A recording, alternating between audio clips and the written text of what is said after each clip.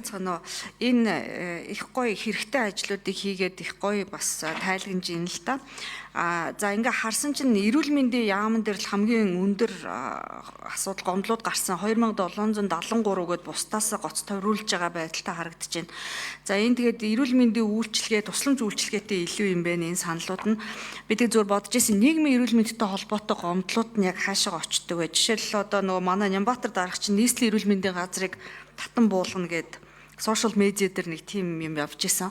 Тэгээд би бодож исэн нийслэлийн эрүүл мэндийн газрын жишээл хамгийн их одоо хүнд хэрэгцээтэй хийх ажил нь жишээлбэл орчны бохирдол, агаарын бохирдол, нөгөө хөрсний бохирдол, усны бохирдол, дуу чимээний бохирдол. За тэгээд нөгөө явган зам дээр скутер энтер янз янзын юмнуудад дайруулчих гэдэг одоо би дандаа ахлахдаг учраас эдгээр асуудлуудыг яг жинхэнэ барьж авдаг баймар. Одоо энэ гомдлууд та эдгээр ирдгүү, нэгтгэддгүү, хэрвээ тийм бол олон нийтэд ил тавих энэ асуудал нь яаж явдээ гэдэг нэг асуудал байна. Хоёр дахь нь бас л орчинтой холбоотой юм да. Одоо энэ бензин олдож байгаа олдохгүй гэж яриад байгаа.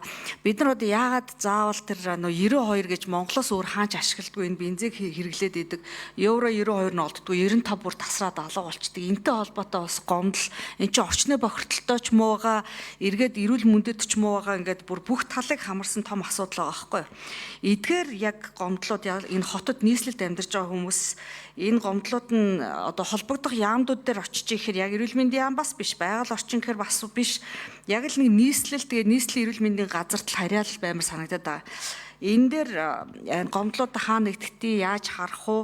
Энэ асуудууд та эдгээр ирдгүү, ирсэн тохиолдолд хэр зэрэг хурдан хугацаанд процесс хийдэг, тэрийг дахиж давтахгүй тулд эцэст ямар corrective action plan хийдгүү гэсэн ийм асуулт л байна.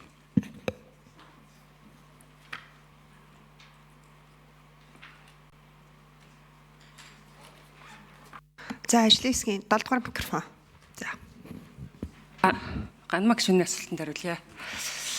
За, эрүүл мэндийн цэцлэмж үйлчилгээний талаарх гомдлол төрийн захиргааны төв байгууллага болон орон нутгийн захиргааны байгууллагыг хамгийн их давхарж байгаа гомдлууд.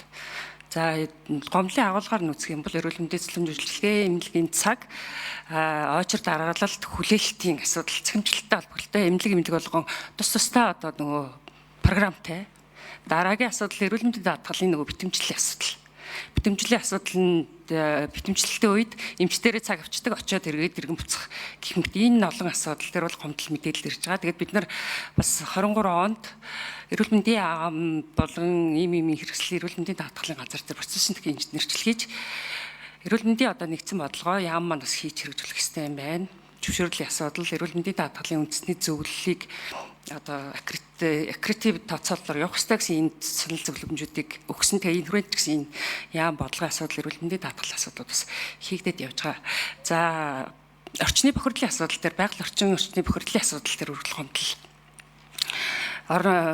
Нийслэл болон орон нутгийн түвшинд бүртгэгдээд явдаг. Тэгээ энэ дээр бол манай дээр бол тусгайлан ирсэн гомдол мэдээлэл байхгүй байна. За хүний эрхийн комисс дээр яг энэ орчны бохирдол, дуу чимээний бохирдлын асуудлаар ажлын хэсэг гарцсан бас 2-3 удаагийн хилцүүл хийсэн. За манайхаас бас энэ ажлын хэсэгт ажиллаж байгаа. Бид нар бас яг энэ дуу чимээ, барилга, байгууламж, атвшины энэтэй холбогдлолтой бас хяналтыг нь тавих хэрэгтэй байна гэд бас энэ чиглэлээр холбогдох контентуудыг бэлтгээд бас иргэд олон нийтэд мэдээлэх ажлыг за хүний эрхийн комисстэй хамтарсан ажлын хэсэгтээ бол ажиллаад явж байгаа. За тэгээ өргөл гомдлын шийдвэрлэлтийн асуудал дээр бол салбарын яамд бас засгийн газрын хуралдааны тэмдэглэлээр үүрэг өгүүлээд яг энэ чиглэлээр авч хэрэгжүүлсэн арга хэмжээний талаар бол эргэж одоо нөгөө тайландаа зогсдог асуудлуудыг сая журмаар оруулсан. Бид нар тэгэхээр 26 онд бол илүү ямар арга хэмжээ авсан, яаж шийдвэрлсэн, нөгөө өөрсдөө дүн шинжилгээгээ хийж ямар арга хэмжээ авсан бэ гэдгийг илүү тодорхой олгоод мэдээллийн системээрээ бас ингээд эрэлт аймаар хараад явах боломж нь бол одоо 26 оны дараа жилээс бол илүү нээлттэй болно. Гамма гишүүн тодруулах уу? Тодруулаад гамма гишүүний микрофон. За баярлалаа.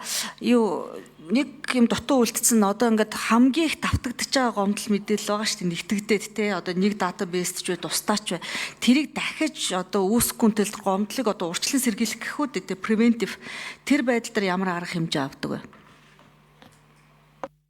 Ажлын хэсгийн 6 дугаар микрофон.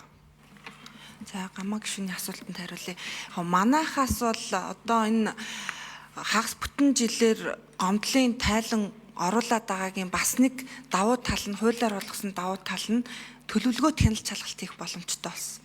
Нэг, хоёрт процессын дахин инженерчлэл хийх боломжтой болсон. Тэгэхээр яг процессын дахин инженерчлийн хувьд бол түрүүн бас Батбаяр гишүүн ярьж байсан.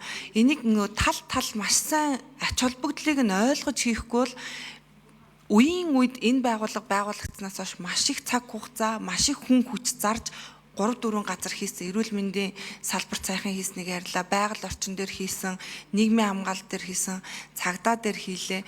Тэгэхээр нөгөө хүлээж авах газар маань тэр концепцийг ойлгохгүй бол явдаггүй юм байна гэдэгт бид нар одоо өөрсдөө нөгөө сургамж авчаа суугаад байгаа л да. Тэгээд хамгийн сүүлийн процессын дахин инженерчлийг бид нар тухайн байгууллагатай хамтарч хийж үтсэн байхгүй, цагдаагийн байгууллагатай арай үр дүнтэй. Нөгөө өөртөө оролцоод явцсан юу болохгүй байгаагаа мэдж байгаа, өөртөөхөө илүү алхмыг өөртөө тоолсон учраас арай илүү үр дүнтэй болсон.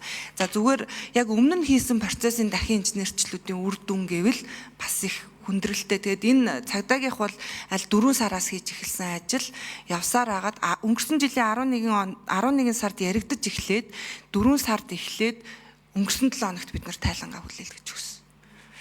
Тийм байлээ. Бид нар тэгээд энэ жилийн эцсийн тайланг бол засагт оруулсны дараа нөгөө За, мөнхөө Исхлэн гишүүн.